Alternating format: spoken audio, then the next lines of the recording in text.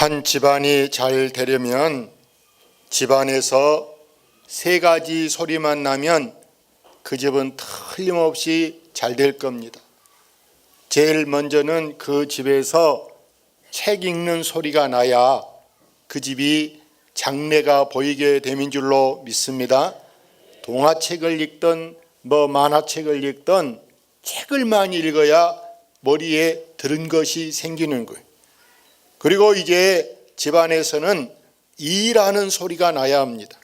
빨래를 하든 설거지를 하든 집 청소를 하든 일하는 소리가 집에서 나야지, 하다못해 압력솥이 삐삐삐삐하고 이렇게 소리라도 나야지, 식사 시간 됐는데 가만히 있다가 배달 와가지고 먹고 그러면 사람이 여러 가지 더 병이 빨리 올 수 있어요. 그래서 자고로 집에서는 일하는 소리가 끊이지 않고, 세 번째는 애기 울음소리가 들려야 그 집안이 또 대를 이어가고 그 집이 번성하다는 뜻인 줄로 믿습니다. 요즘 시골에는 아이들이 전혀 없어요. 애기 울음소리를 시골에서는 들어보기가 어려운데, 더구나 이 아이들이 없다 보니까 우리 주변에 초등학교가 폐교된 지역들이 갈수록 더 늘어가고 있어요. 폐교되고 있어요. 학교를 더 짓는다 그래야 되는데, 신기하고 우리 남학에는 지금 초등학생이 한 학교에 학생이 얼마냐? 1,700명. 와, 그래 봐. 아멘. 교감 선생님이 2명이고 한 학교에가 1,700명이 앞에 다니고 있어요. 그래서 이 시골에는 보면은 50대는 정말 찾아보기도 어렵고 60대는 청년이고 그 이상 70대, 80대, 90대가 이 교회 여전도회라고 하고 있어. 얼마나 안타깝습니까? 목포 시내만 보더라도 주일학교 없는 교회가 많이 있습니다. 주일학생부터 중고등부, 대학, 어른까지 하나로 모아서 예배를 드리는 교회가 갈수록 더 늘어나고 있어요. 그래서 지금 이 시대를 여러분 초고령화 사회라 이렇게 말하고 있습니다. 다시 말해서 지금 65세 이상 나이 드신 분들이 여러분 인구의 15%가 넘어가고 있고, 지금까지 통계적으로 보니까 지금 33년 동안 아이를 계속 점점 덜 낳고 있다라는 거예요. 그러면 이게 어떻게 되겠습니까? 멀지 않아 우리나라는 인구가 대한민국이라는 이 나라에 사람이 없어질 날이 점점 다가오고 있다라는 거예요. 심각한 일입니다. 이건 남의 탓이 아니고 이것은 내 일이고 우리 일이라 이렇게 생각하고, 여러분 집은 앞으로 옛날처럼 자식을 많이 낳고 손주들을 많이 낳아서 번성해 가시기를 주의 이름으로 축원합니다. 축원합니다. 예수님 당시 사람들은 종종 어린 아이들을 데리고, 그 당시 랍비가 선생님이야. 이 랍비를 찾아가거나 제사장들에게 아이를 데리고 와서 우리 아이에게 안수기도 좀 해주세요 이렇게 데리고 왔어요. 그런데 예수님이 30세 공생애가 시작돼서 여기서 저기서 말씀을 증거하면서 이제 보니까 기적을 베푸시고 능력이 많으신 게 보여지고 들려지고, 그래서 많은 엄마들이 아이를 여러분 옛날에는 5, 7, 10 이렇게 낳는데 줄줄줄 업은 놈, 아는 놈, 손에 잡은 놈 애들을 막 몇씩 데리고 와서 예수님에게 기도받고 싶다라. 그걸 본 예수님 제자들이 너무 애들이 막 왔다 갔다 하고 산만해 시끄러워. 그래서 꺼져! 하고 막 애들을 쫓아보내는 거예요. 그때 여러분 예수님은 어린아이가 내게 오는 것을 용납해라, 이해해라, 그 꾸지람하지 말고 놔둬라 이러면서 특별히 예수님께서 어린아이에 대한 이 사랑을 각별하게 보여주신 줄로 믿습니다. 그래서 예수님이 일일이 어린아이 하나 이렇게 또 어린아이들을 예수님이 안고 이제 안수 기도를 해주는 거예요. 오늘 우리는 이 본문을 통해서 우리 가정에서는 물론이요, 교회에서 또한 어린아이들에게 특별한 관심을 가지고 어린아이들을 위해서 투자하는 것도, 어린아이들을 위해서 우리가 희생하는 것도, 어린아이를 위해서 어떤 이제 수고도 마다 않고 그들을 위해서 우리가 최선을 다해야 할 줄로 믿습니다. 여러분 집의 아이들이 이제 유치원을 가서 글씨를 알게 되고 또 이렇게 책을 읽게 됐다.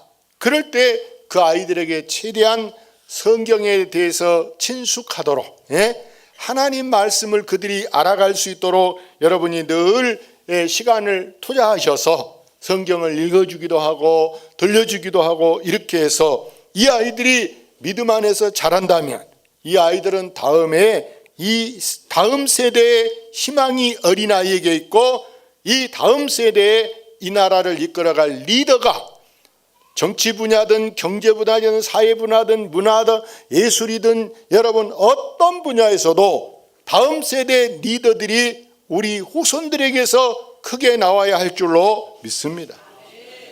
나는 종종 저 요아실에 아이들이 찬송할 때 몸을 막 흔드는 애들이 있어. 몸을 흔들면서 아이들이 이렇게 하는 걸 보고 야, 저 아이들이 지금 제대로 배우고 있고 지금 알아가고 있는 것인 줄로 믿습니다. 이건 정말 실제 실물 교육이기 때문에 정말 대단한 교육이 바로 이 하나님 앞에 나와서 예배하는 것을 보고 그 아이들이 배우는 것인 줄로 믿습니다.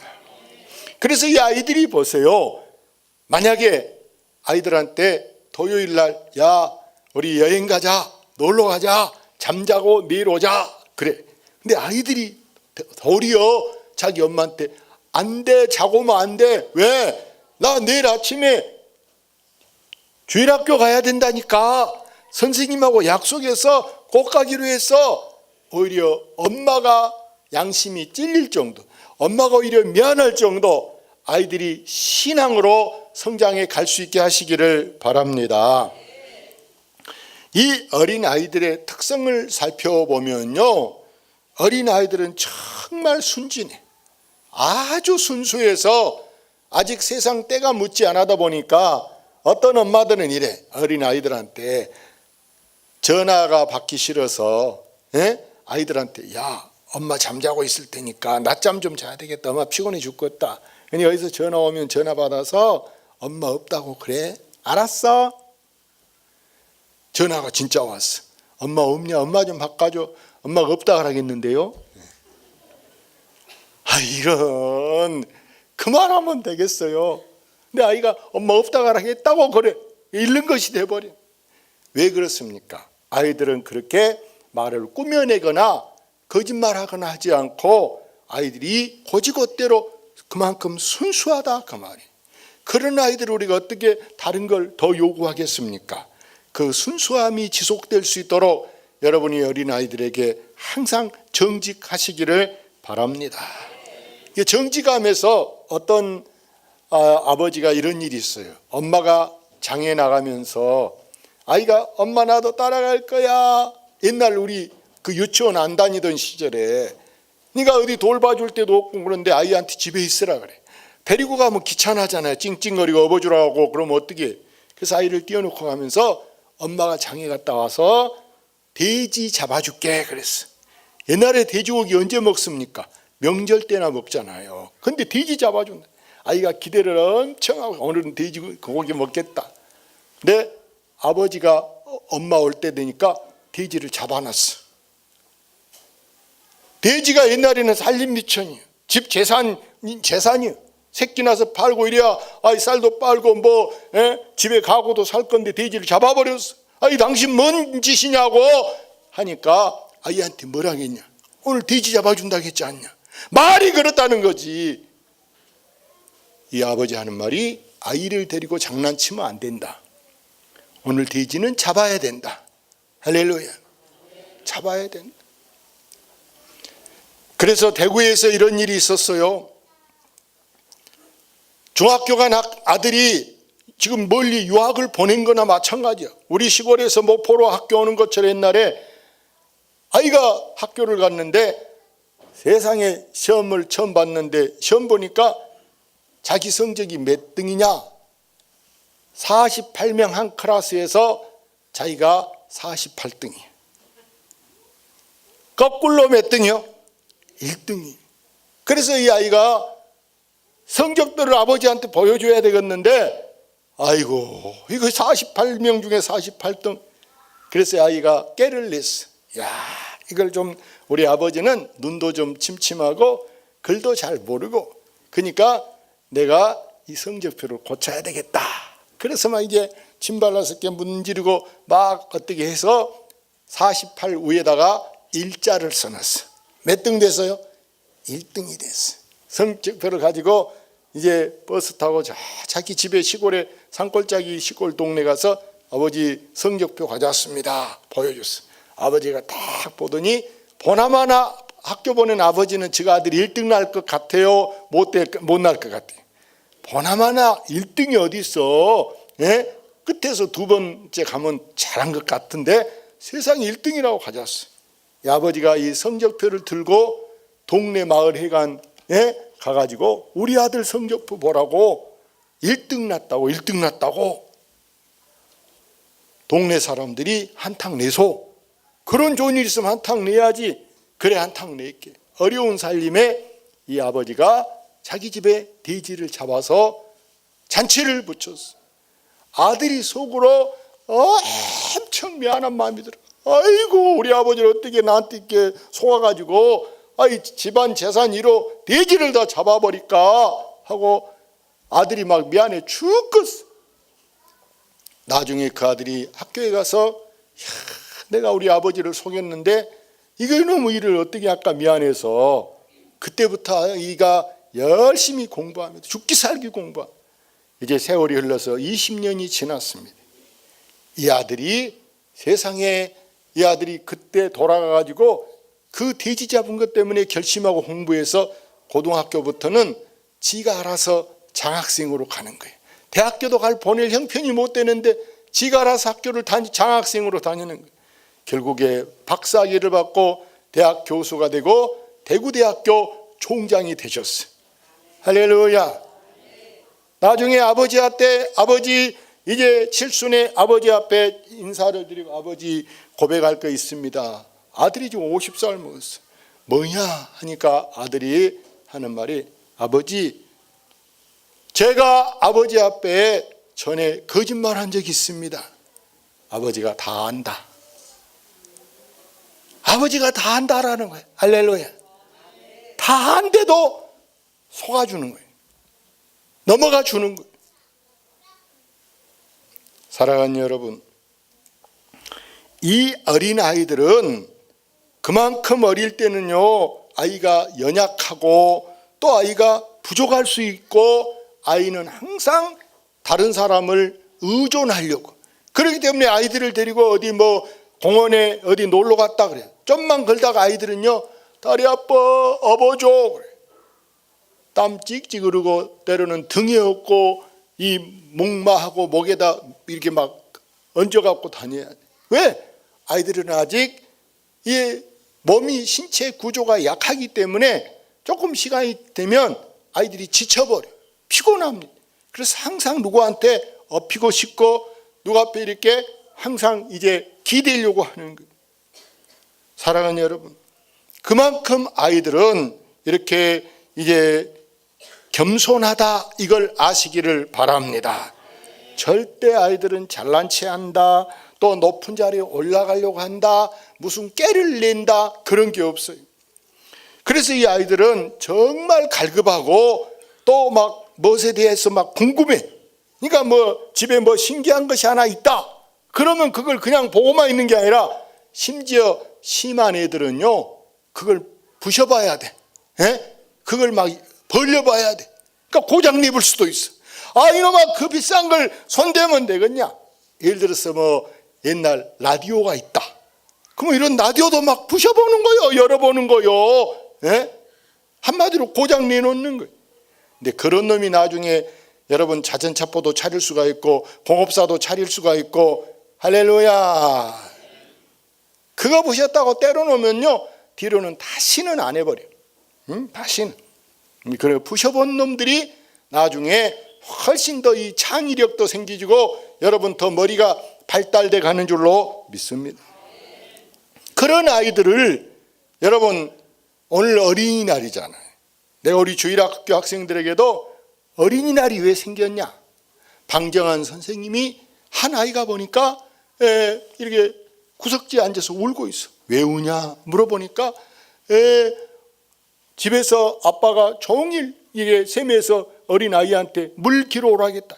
물 기러 오다가 한번 엎었는데 그걸 엎었다고 아버지가 막 때렸다라는 거예요. 그래서 혼나서 이게 울고 있는. 그래, 공부해야 될 아이가 공부는 못하고 이렇게 일이나 이게 하고, 그러니 우리 어려서 보면은 학교는 안 보내고 애기들을 무슨 막 요즘으로 말하면 아르바이트. 네, 우리가 때로는요 어린아이들을 사람 취급도 안 하고 어른들이 아이들을 막 무시, 쬐까랑 어린 것이 막 뭐라 한단 말이에요. 근데 여러분, 우리는 이 예수님의 마음을 가지고 어린이를 무시한 것보다 어린이를 사랑하시기를 바랍니다.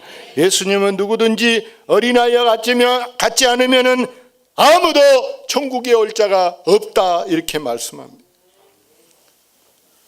그런가 하면 우리가 어린아이라고 무조건 오냐 막 다 하잔 대로 해주란 대로만 다 해서 되는 것이 아니고, 때로는 아무리 귀한 자식이라 할수록 우리가 이 자녀들을 때로는 이 아이들에 대해서 훈계도 필요한 줄로 믿습니다. 무조건 두둔할 것이 아니고 앞으로 어떻게 해야 될 것인가에 대한 어린아이에 대한 의무를 가르쳐줘요. 우리 국민의 의무가 있는 것처럼 어린아이도 그의 의무가 있어요. 뭐가 그의 의무겠냐? 제일 먼저 이 아이에게 훈계를 가르치시기를 바랍니다. 같이 볼까요? 내 아들아, 내 아비의 훈계를 들으며 내 어미의 법을 떠나지 말라. 아이들이 어른이 말하면 어른의 말로 받아들여야 되는데, 이게 버릇없는 아이들은 어른이 말하면 잔소리한다 그러고 듣기 싫어합니다. 못하게.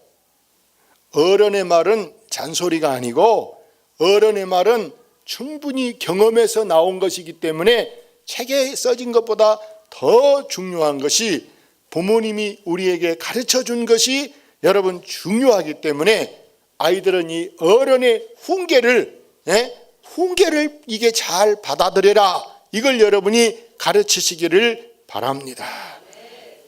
다른 사람이 말하면 그걸 쉽게 말해 귀담아 들어라.